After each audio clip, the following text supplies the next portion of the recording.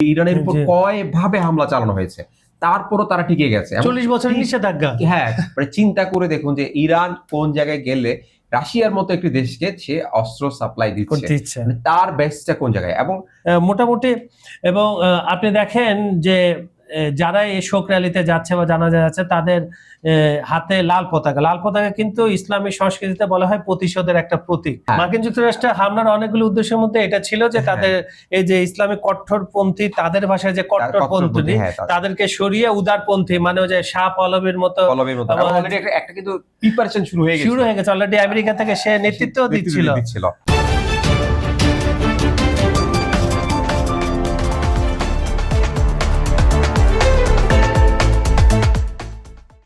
সুপ্রিয় দর্শক, খবর সংযোগ টক শোতে আপনাদের স্বাগতম। কেমন আছেন আপনারা? নিশ্চয়ই ভালো, আমরাও ভালো আছি। আপনাদের সঙ্গে রয়েছে আমি কাজল হায়দার, আর আমার সঙ্গে আজকে স্টুডিওতে রয়েছেন সিনিয়র সাংবাদিক আমি প্রবীর চৌধুরী। প্রবীরদা, খবর সংযোগ টক শোর দেশ এবং দেশের বাইরে আমাদের দর্শক শ্রোতা এবং আমাদের তরফ থেকে আজকের অনুষ্ঠানে আপনাকে স্বাগত জানাচ্ছি। ধন্যবাদ। প্রথমে আমরা শুরু করতে চাই একটু ইরানকে দিয়ে, ইরান প্রসঙ্গ। আপনারা জানেন যে গতকাল তেহরানের গ্র্যান্ড মুসল্লায় প্রথম জানাজা অনুষ্ঠিত হয়েছে সাবেক রাহবার আলী খোমেনির, এবং সেখানে লাখ লাখ মানুষের উপস্থিতি আমরা দেখেছি। সেখান থেকে আজ ভোর 6টায় স্থানীয় সময়, বাংলাদেশ সময় সকাল 10টায় আপনার একটা শোক র্যালি শুরু হয়ে গেছে। আপনারা জানেন যে প্রায় 6 দিন ব্যাপী এই অনুষ্ঠানটা হবে, এবং সর্বশেষ তার জন্মস্থান যেখানে, সেখানে মাসাদে তাকে মানে যাকে বলে দাফন করা, মাটি দেওয়া হবে, আমরা মুসলমান ভাষা যেটা বলি।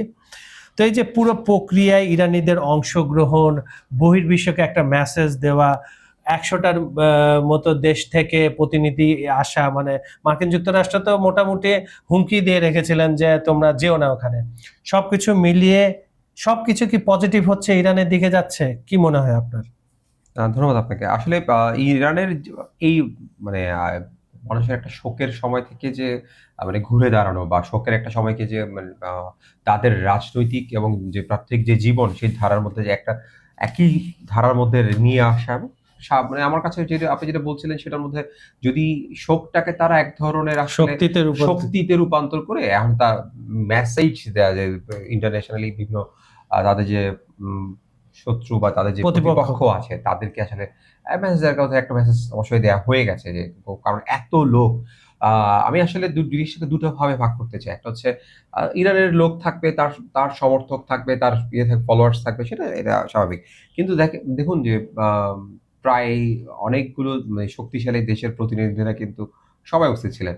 হয়তো বা এই সরাসরি ইউএসএ বা ইসরায়েল তো আসলে যাওয়ার প্রশ্নই আসে না, কিন্তু এইদেরকে বাদ দিয়ে বা এই মানে এদের ইউএসএ এবং এই বলয়ের যারা আছে তাদের থেকে অনেক দেখলাম আমরা প্রায় জানা যায় শোক বিভিন্ন জায়গায়, চীন, রাশিয়া, ভারত থেকে এবং সৌদি আরবের প্রতিনিধি আমরা দেখেছি যে প্রতিনিধি হিসাবে অনেকেই গেছেন। এই বিষয়টা আসলে একটা এই কূটনৈতিক জায়গায় আমরা আসলে সবকিছুর মধ্যে একটা কূটনৈতিক চাল থাকে, কূটনৈতিক একটা পদক্ষেপ থাকে। এই জায়গাটার মধ্যে আমি মনে করবো যে ইরান অনেকটুকুই অ্যাডভান্স একটা জায়গায় চলে গেছে, যে আসলে তার যে জিনিসটা যে দেখানোর কথা ছিল, যে গ্যাদারিং, আমরা জানি যে কোনো রাজনৈতিক বা ইয়ের মধ্যে একটা গ্যাদারিং, সমাগম, একটা শক্তির একটা বহিঃপ্রকাশ। এই শক্তির বহিঃপ্রকাশটা আসলে ইরান দেখিয়ে দিয়েছে। এখানে একটা খুব আমার কাছে যে জিনিসটি মনে হয়েছে সাম্প্রতিক সময়ে বা এই সময়টাতে কিন্তু এই ইরানের যেই গ্যাদারিং বা এই নেতৃত্বের প্রতি যে মানুষের যে অগাধ আস্থা, সেটা কিন্তু একটা বড় বিশাল মেসেজ। যে কোনো দেশ আক্রমণ করার আগে, ইরানকে যখন আক্রমণ করতে, বা আমরা যে ইরাকের কথা চিন্তা করি, যখন সাদ্দাম হোসেনের কে হামলা করা হয় সাদ্দাম হোসেনের উপর, তখন কিন্তু ইরাকের মধ্যে যে বুঝাই গেছে যে ওরা আসলে যে ওনার ব্যাপ্তিটা, ওনার যে সমর্থন না সেরকম করে। কিন্তু এই যে এত বড় জনসমর্থন, এত বড়, অথচ মানে কিছুদিন আগেও যে হুঙ্কার দেওয়া হচ্ছিল যে ইরানের অবস্থা ভালো নয়, ইরানের আভ্যন্তরীণ অবস্থা তাদের নিয়ন্ত্রণে নেই, বলা হচ্ছিল। 25 শেষ থেকে জানুয়ারি পর্যন্ত কিন্তু বিক্ষোভ ছিল, একটা বিক্ষোভ ছিল। এই যে জিনিসটা বলা হচ্ছিল, সেই বিষয়টা যে আসলে টিকলো না, বা এই বিষয়টার বিপরীতে কি একটা মেসেজ দেয়া, বার্তা দেয়া, সেটা কিন্তু এই বা আপনার জানাজা বলেন বা আপনার শোক র্যালি বলেন, যেটা থেকে বলেন, সেটা কিন্তু একটা বিশাল একটা মেসেজ ছিল। কারণ হচ্ছে রেজিম চেঞ্জ, এই রেজিমকে আপনি চেঞ্জ করবেন কিভাবে? হ্যাঁ, মার্কিন যুক্তরাষ্ট্রের হামলার অনেকগুলো উদ্দেশ্যের মধ্যে এটা ছিল যে হ্যাঁ, তাদের এই যে ইসলামিক কট্টরপন্থী, তাদের ভাষায় যে তার কট্টরপন্থী, কট্টরপন্থী, হ্যাঁ, তাদেরকে সরিয়ে উদারপন্থী, মানে ওই যে শাহ পল্লবীর মতো পল্লবীর মতো এবং অলরেডি একটা কিন্তু প্রিপারেশন শুরু হয়ে শুরু গেছিল। হয়ে গেছে অলরেডি, আমেরিকা থেকে সে নেতৃত্ব দিচ্ছিল। দিচ্ছিল। সেইখানে কিন্তু এটা বড় ধরনের একটা পাল্টা আঘাত আঘাতে চপেটাঘাত চপের আঘাত। মোটামুটি সেই জায়গায় খেয়েছে। এই আঘাতটা আসলে এক ধরনের এখন নতুন করে ভাবতে হবে যে এই যে ইউএস হয়তো ভাববে যে তাদের যে কাছে যে রিপোর্ট ছিল বা তাদের কাছে যে তথ্য ছিল, সেই তথ্যের সাথে যে বাস্তবতার অনেকটুকু পার্থক্য রয়ে গেছে, সেটা কিন্তু এখন পরিষ্কার। সেটা আর ওনার তো কিছু, যেমন আজকে ওনার পবিত্র শহর কোমে নিয়ে যাওয়া হবে, তার জানাজা ওখানে অনুষ্ঠিত হবে। এরপর বুধবার মরদে ইরাকের নাজাফে ইমাম আলীর মাজার এবং কারবালা ইমাম হোসেন ও হযরত আব্বাসের মাজারে নেওয়া হবে। খামেনির ইচ্ছা অনুযায়ী আগামী 9 জুলাই মাশহাদে, তার জন্মভূমি, ইমাম রেজা ইসলামের পবিত্র মাজার প্রাঙ্গণে তাকে দাফন করা হবে মোটামুটি। এবং আপনি দেখেন যে যারা এই শোক র্যালিতে যাচ্ছে বা জানাজা যাচ্ছে, তাদের হাতে লাল পতাকা। লাল পতাকা কিন্তু ইসলামী সংস্কৃতিতে বলা হয় প্রতিশোধের একটা প্রতীক। তারা কিন্তু এবং গতকাল আপনারা একটা নিশ্চয়ই নিউজটা দেখেছেন যে ট্রাম্পও হতবাক হয়েছে। ট্রাম্প জানতো যে কেন কাঁদছে এত লাখ লাখ মানুষ। আবার এটাও বলছে যে আমি তো চাইলে সবাইকে এখন শেষ করে দিতে পারি, কিন্তু 7 দিন সময় দিলাম।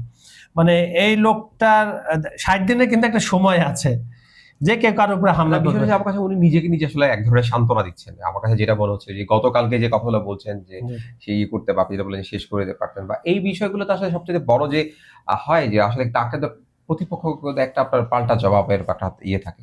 সেই জায়গাটার মধ্যে ইরানের এই জনসমাগম বা ইরানের যে গ্যাদারিং পাবলিকের মানুষের যে এক ধরনের তার নেতৃত্বের প্রতি যে এক ধরনের আস্থা মানে এবং তার প্রতি ভালোবাসা, সব করা হচ্ছে তার প্রতি যে ভালোবাসা, সেই ভালোবাসাটা আসলে চমকে দিয়েছে এই বিশ্বকে। একটা লোকও ওখানে কিন্তু বলেনি যে আমাদের জোর করে এই জানাজা অনুষ্ঠানে নিয়ে আসে, স্বেচ্ছায়। এবং হচ্ছে আপনি এতগুলো লোককে দিয়ে বলতে পারবেন না, বলতে আপনি যে লাল পারবেন, পতাকার কথা বলছেন যে তারা বিদ্রোহ করার জন্য বা এক ধরনের প্রতিশোধ নেওয়ার করার জন্য, এই বিষয়টা কিন্তু আপনি একজন লোককে দুজন লোককে বলাতে পারবেন। কিন্তু এত বড় একটা সোশ্যাল গ্যাদারিং কে, এত বড় একটা জনসমাগম কিন্তু বলানো, এটা চারটিখানি কথা না। বা এই যে মানে সামাজিক ভাবে এবং ভিতর এই বিষয়টা যে ভিতর থেকে উঠে এসছে, এটাই তার প্রমাণ যে এটা আসলে তারা আসলে রাষ্ট্রীয়ভাবে চাইছে, তাদের দেশের জনগণও চাইছে, আমি বলবো অবশ্য ম্যাক্সিমাম জনগণ চাইছে যে আসলে তারা ইউএস এই বলয়ের বিপক্ষে গিয়ে, ইউএস ইসরায়েল বলয়ের বিপক্ষে গিয়ে নিজেদের একটা অবস্থান তৈরি করা।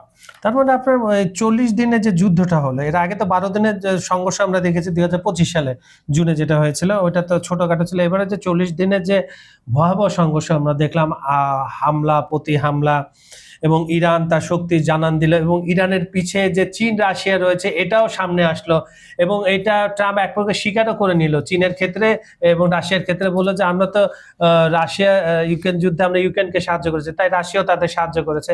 এই টোটাল একটা অক্ষশক্তি একটা নতুন তৈরি হলো, এবং মধ্যপ্রাচ্যে এখন যে মার্কিন বেসগুলো রয়েছে এগুলো তার অস্তিত্ব নাই আঘাতের চোটে। মার্কিন যুক্তরাষ্ট্রেরই স্বয়ং টেলিভিশন এবং পত্রপত্রিকা এই রিপোর্টগুলো দিচ্ছে। পক্ষান্তরে যেটা আপনি দেখেন যে মধ্যপ্রাচ্যকে এখন কিন্তু যে বিশেষ করে সৌদি আরব বলেন, কাতার বলেন, জর্ডান বলেন, বাহরাইন বলেন, কুয়েত বলেন, এরা কিন্তু বুঝে গেছে যে নিরাপত্তার দায়িত্ব তাদের নিজেদের নিতে হবে। কারণ মার্কিন যুক্তরাষ্ট্র তাদের নিজেদের বেস যেখানে রক্ষা করতে পারে না, তাদের কি নিরাপত্তা দেবে? এখানে ইরানের ভূমিকাটা কি রকম হবে? এখানে আপনি যে কথা বলছেন, দেখুন একটা খুব জিনিস যে তারা নিজেদেরকে নিরাপত্তা দেওয়ার কথা বলছেন, একই মানে একই ভূখণ্ডে, একই টেরিটরিতে, একই এরিয়াতে আমি যদি হয়ে বলি না কেন, এই মধ্যপ্রাচ্যের মধ্যে আর ইরানের অবস্থান দেখুন, বা এই যে মার্কিন যে তাদের মিত্র দেশগুলো তাদের অবস্থান দেখুন, মানে মেরুদণ্ডের যে বিষয় থাকে, সেই মেরুদণ্ডের বিষয় থেকে কিন্তু ইরান এতটাই শক্তিশালী যে আসলে তার শক্তি, তার সক্ষমতা এখন ভয় এবং আতঙ্কের বিষয় হয়ে দাঁড়িয়েছে মধ্যপ্রাচ্যের ইউএস এর, যুক্তরাষ্ট্রের যে মিত্র দেশগুলোর জন্য। এই কারণে বলছি, কারণ দেখুন এত বড় তাদের ডিজাস্টার, ইরানের উপর কয় ভাবে হামলা চালানো হয়েছে, তারপরও তারা টিকে গেছে। 40 বছরের নিষেধাজ্ঞা, হ্যাঁ, টিকে গেছে তো টিকে গেছে। এই এত বড় যুদ্ধ, তাদের সর্বোচ্চ নেতা, আপনি একটা খুব ভালোভাবে আমরা চিন্তা করি, এই যে যদি মধ্যপ্রাচ্যে কোনো একটি দেশের, অন্য কোনো একটি দেশে যদি সর্বোচ্চ ধর্মীয় নেতা বা সব শীর্ষ জেনারেল মারা যেতে যায়, এর পর অবস্থা কি আমরা দেখি যে সাদ্দাম হোসেন মারা যায়, আমি বারবার সাদ্দাম হোসেন প্রশ্ন ডেকে আসছি, এর চেয়ে ভালো উদাহরণ এই প্রেক্ষাপটে ইরাককে আর খুঁজে পাওয়া যায়নি।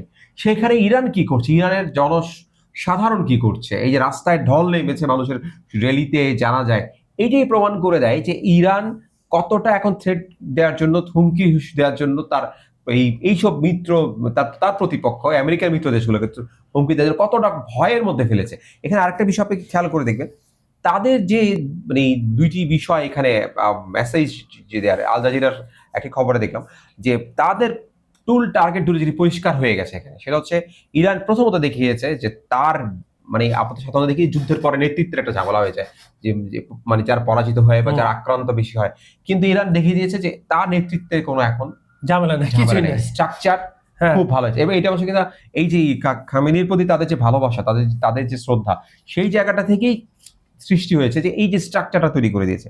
তারপর হচ্ছে রাষ্ট্রীয় প্রতিষ্ঠানগুলো দেখুন, কোনো রাষ্ট্রীয় প্রতিষ্ঠানে ইরানের কোনো ধরনের চুল পরিমাণ নড়চড় হয়নি। মানুষ মারা গেছে, লিডারশিপ ধ্বংস মানে নিহত হয়েছে, লিডারশিপ ধ্বংস হয়ে গেছে, কিন্তু পরবর্তী লিডারশিপ উঠে আসছে। এই বিষয়টাই হচ্ছে এদের যে মিত্র দেশগুলো, আমি বারবার বলছি এই মিত্র দেশগুলো সবচাইতে ভয়ের কারণ হচ্ছে এই কারণে, আপনি ঝড়ের পর যখন কোনো কিছু টিকে যায় সেটা কিন্তু খুব ভয়ানক হয়।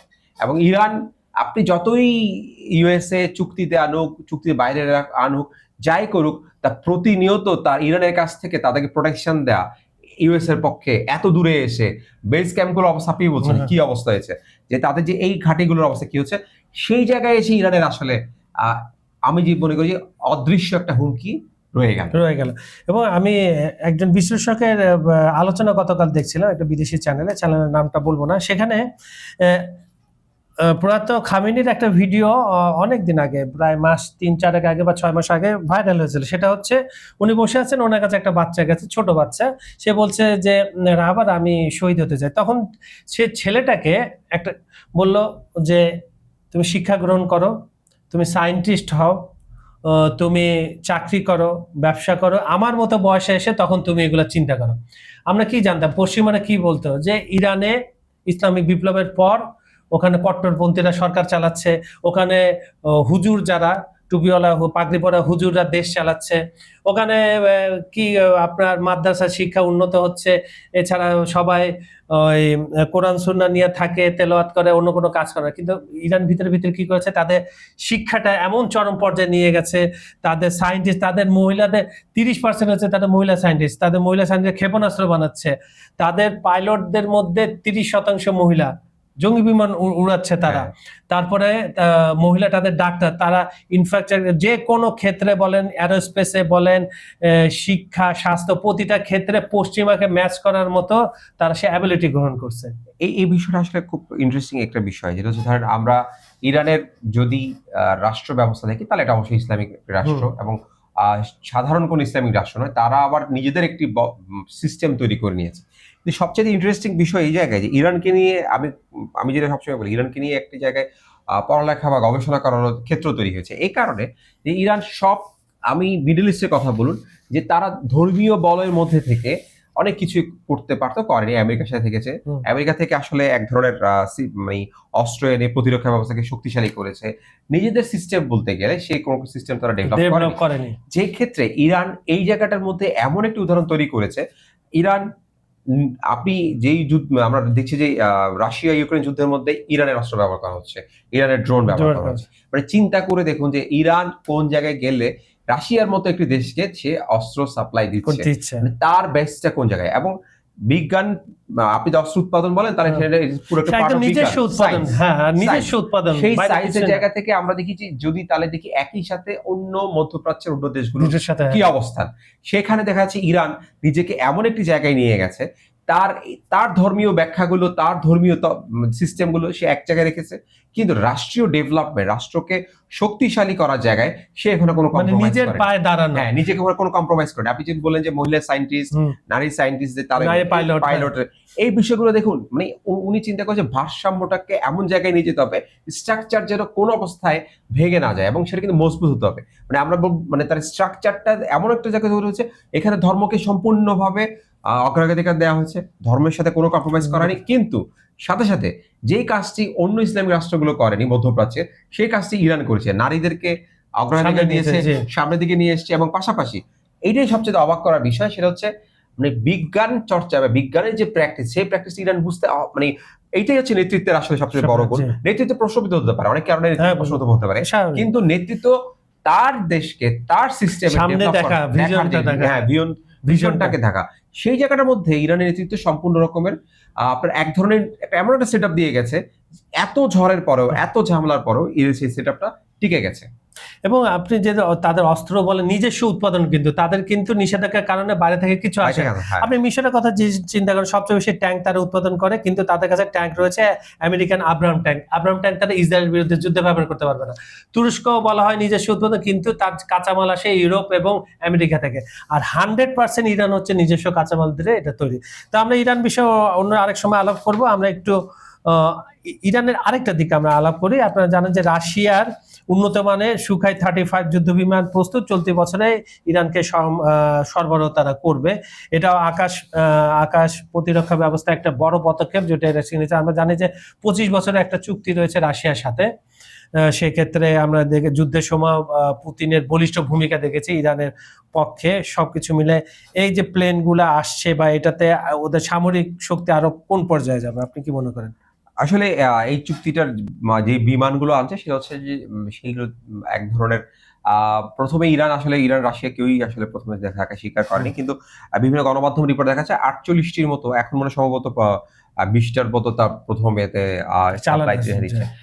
48টির মতো তাকে এই ধরনের বিমান দেয়া হবে। এই বিষয়টা আসলে রাশিয়া এবং তাদের যেহেতু মিত্রতা আমরা দেখছি যে ভিতরে একটি ভালোই মিত্রতা গড়ে উঠেছে এই ইরান এবং রাশিয়ার মধ্যে, সেই জায়গার মধ্যে গিয়ে তাদের যে ডেভেলপমেন্ট সেটা 2023 সালে তারা এই প্রথম মানে এক ধরনের ইয়ের মধ্যে আসে। আর 2025 সালের দিকে আসলে এই কথাটা আসলে প্রথমবারের মতো মিডিয়াতে আসে, মিডিয়া জানতে পারে যে এইগুলোর পিছনে মূল যে বিষয়টা সেটা হচ্ছে আমরা জানি যে যেটা ইউএস এর বিরুদ্ধে তার সবচাইতে বড় যে বন্ধু রাশিয়ার, তারা ইরান এই মুহূর্তে, তারপর চীন তো আছে।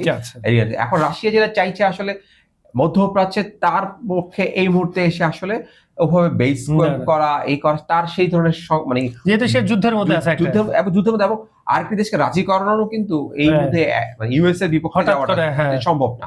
সেক্ষেত্রে তার সবচেয়ে বড় সক্ষমতা হচ্ছে যে তার সাথে যদি ইরানের সম্পর্ক ভালো, তো ইরানকে শক্তিশালী সে যেন ডমিনেট করে মধ্যপ্রাচ্যে। ইরান অলরেডি ডমিনেটিং এর জায়গায় আছে, সেই সুযোগটাই আসলে নিচ্ছে। এবং আমার কাছে মনে হচ্ছে পক্ষান্তরে গিয়ে ইরানকে আসলে রাশিয়া শক্তিশালী করছে। এখানে আরেকটি বিষয় সবচেয়ে লক্ষণীয় সেটা হচ্ছে এখানে চীনকে আমরা যে দেখছি, চীনের কিন্তু এক ধরনের ইরানের সাথে একটি ইকোনমিক সুযোগটা রয়েছে। এই কারণে যে ইরান যেহেতু টিকে গেছে, আপনাকে জিনিস বুঝতে হবে, ইরান যেহেতু যুদ্ধে টিকে গেছে, ইরান এখন মধ্যপ্রাচ্যে রাশিয়া এবং চীনের সবচেয়ে বড় ভরসার জায়গা, সবচেয়ে বিশ্বস্ততার জায়গা। কারণ নতুন বন্ধু পাওয়ার চাইতে পুরনো বন্ধুকে শক্তিশালী করা অনেক বেশি দরকার। এটাই। ধন্যবাদ আপনাকে। আর একটা ছোট্ট বিষয়, সেটা হচ্ছে লেবাননে খ্রিস্টানরা ইসরায়েলের সঙ্গে যুক্ত হতেছে। আপনি জানেন যে সামনে অক্টোবরে নির্বাচন আছে এবং নেতানিয়াহুর দলের অবস্থা এবং তার নিজের অবস্থা খুব একটা ভালো না, খুবই খারাপ অবস্থা। এরা যে কোনো সময় মানে চুক্তিটারও বিরোধী করছে। মার্কিন যুক্তরাষ্ট্র ইরানের যে চুক্তিটা হয়েছে সেটাও বিরোধী, এবং তারা যুদ্ধটা জিয়ে রাখতে হয়। এখন তারা যে লেবাননে কিছু অংশ দখল করার পরে দক্ষিণ লেবানন যারা খ্রিস্টান তারা বলে ইসরায়েলি হতে যায়। ছোট্ট করে যদি বলতেন। এখানে আসলে এটা আমাকে একটু আশ্চর্য লেগেছে, কারণ লেবাননটাকে আসলে মানে এক ধরনের এই যে মধ্যপ্রাচ্যের যে ইরানের সাথে ঝামেলা শেষে আবার এই ঝামেলাটাকে জিয়ে রাখা হয়েছে। যেটাকে এবং নতুন তথ্য দিলে নেতানিয়াহু বলছেন যে ওখানে যে খ্রিস্টান সম্প্রদায় আছেন তারা নাকি, কিন্তু আমি আবার পাল্টা বিভিন্ন গণমাধ্যমে দেখছি এবং লেবানিজ মেয়রও বলছেন যে এই ধরনের কোনো কিছু তারা স্বপ্নেও ভাবেন না, এই ধরনের কোনো কিছু তাদের সাথে তারা সম্পর্কিত না। তারা আসলে যেটা চাইছেন, লেবানিজের যে মেয়রের কথা শুনে যেটা বুঝলাম, তারা যেটা চাইছেন তারা আসলে যেখানে আছে সেখানে থাকতে, ইসরায়েলের সাথে যাওয়ার তাদের কোনো ধরনের ইচ্ছা নেই। এইটা আসলে আমরা ইসরায়েলের এখন যে বর্তমান অবস্থা, আমি ইসরায়েল বলবো আসলে নেতানিয়াহুর যে বর্তমান যে অবস্থা, উনি আসলে দুই ধরনের সমস্যায় আছে। একটা হচ্ছে যে যুদ্ধে তো আছেনই, আবার নিজের দেশের ভেতরে তার অবস্থান, দুর্নীতির বিরুদ্ধে বিভিন্ন ধরনের ইলেকশন আছে, এই জন্য তার প্রতি যে অনাস্থা বা তৈরি হচ্ছে দেশটার মধ্যে, তাকে এই এক ধরনের দৃষ্টি আকর্ষণের জন্য এই ধরনের ছোট ছোট ঘটনা করে তার আসলে চেষ্টা থাকে যে কোন রকম ক্ষমতায় টিকে থাকা। মানে আপনি দেখেন ইরান যুদ্ধ দুই পরাশক্তিকে মোটামুটি বিপদে ফেলেছে। ট্রাম্পের নির্বাচন নভেম্বরে মিড টার্ম, আর এখানে তার অক্টোবরে। দুজনের কিন্তু অবস্থা বেশ খারাপ। আচ্ছা, খেলার নিউজ দিয়ে আজকে অনুষ্ঠানে শেষ করছে। আপনারা জানেন যে ব্রাজিল ভক্তদের জন্য খুব খারাপ সময়টা গেছে কাল ভোরে। আপনি নিশ্চয়ই খেলা দেখেছেন, কিন্তু খেলাটা দেখে যেটা মনে হচ্ছে ব্রাজিল আসলে গতকাল ব্রাজিল ছিল না, ডমিনেট পুরো খেলাটাই করেছে আপনার নরওয়ে করেছে। এবং যে প্লেয়ারটাকে নিয়ে সবাই ভয় পাচ্ছিল সে হল্যান্ড 2টা চান্স পেয়েছে, 2টাতে সে গোল করছে। এবং প্লান্টিক মিস থেকে শুরু করে অগোছালো ফুটবল, যেটা ব্রাজিলের কাছ থেকে আশা করা যায় না সেটাই। এবং নেইমার এই জন্য কালকে তার আন্তর্জাতিক ফুটবল থেকে রিটায়ারমেন্ট সে নিয়েছে। অন্যদিকে দেখলাম যে স্বাগতিক মেক্সিকোকে 3-2 গোল হারিয়ে ইংল্যান্ড চলে গেছে আপনার কোয়ার্টার ফাইনালে। তো সামনে খেলাগুলো আর উত্তেজনা হবে। আর ছোট্ট করে যদি 1 মিনিটে বলতেন ব্রাজিলের খেলাটা দেখে। ব্রাজিলের যে হচ্ছে ব্রাজিলের কালকে সেকেন্ড হাফের বিষয়টা আসলে আমার খেলার যে সেকেন্ড হাফে ব্রাজিলকে আসলে খুঁজে পাওয়া যায়নি। আর যেই মিসগুলো করেছে ব্রাজিল আসলে ওদের গোলকিপারের প্রশংসা আপনার করতে হবে। অবশ্যই আমি আসলে হল্যান্ডকে যতটা হল্যান্ড 2টা চান্স পেয়েছে কাজে লেগেছে, কিন্তু ওদের গোলকিপার নরওয়ের গোলকিপার আসলে এমন ভাবে একটা প্রতিরোধের দেয়াল রয়েছে। এবং আমি কালকে খেলা যেটা দেখলাম সবচেয়ে হাইটের একটা অংশ, হাইট এবং হচ্ছে যে তার যে শারীরিক স্ট্রেংথ তাদের এই নরওয়ে, এইটা কিন্তু কালকে একটা ফ্যাক্টর হয়ে দাঁড়িয়েছে। একটা মানে অনেকগুলো আক্রমণ ব্রাজিল প্রচুর পরিমাণ আক্রমণ মিস করেছে, মানে একদম নিশ্চিত গোল করতে পারেনি, পেনাল্টি মিস করেছে। সেখানে আবার তাদের এই যে আবার এক ধরনের তাদের যে মানে দেয়াল যে তারা তৈরি করেছে, সেই ডিফেন্সে আসলে এক ধরনের খুবই শক্তিশালী। আমি যে বলতে এদের শারীরিক হাইট এবং তাদের শক্তি সহ যে ব্যাপারটা, ফুটবলের অবশ্যই একটা শারীরিক সক্ষমতার বিষয়টা খুব জোরালো। সেখানে ব্রাজিল আসলে একটা কালকে খেলার মাঠে যেটা ছিল যোগ্য দল হিসেবে আপনার নরওয়ে, নরওয়ের কালকে আমার কাছে মনে হয়েছে নরওয়ে তার সুযোগগুলো একদম যে পরিমাণ সুযোগ পেয়েছে সেই সুযোগগুলো সে ব্যবহার করেছে। তো ধন্যবাদ পবিত্র আমাদের আজকে সময় দেওয়ার জন্য। সুপ্রিয় দর্শক, আজকের এই টক শোটা কেমন লাগলো আপনাদের একটু জানিয়ে দেন কমেন্ট সেকশনে। আমাদের ভিডিওগুলো সম্পূর্ণ দেখে লাইক কমেন্ট শেয়ার করবেন।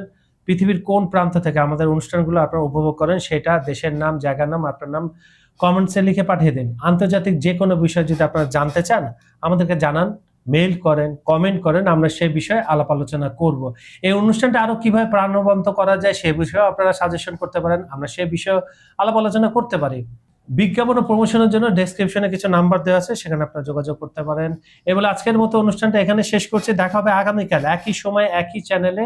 ততক্ষণ পর্যন্ত সবাই ভালো থাকবেন, সুস্থ থাকবেন। আল্লাহ হাফেজ।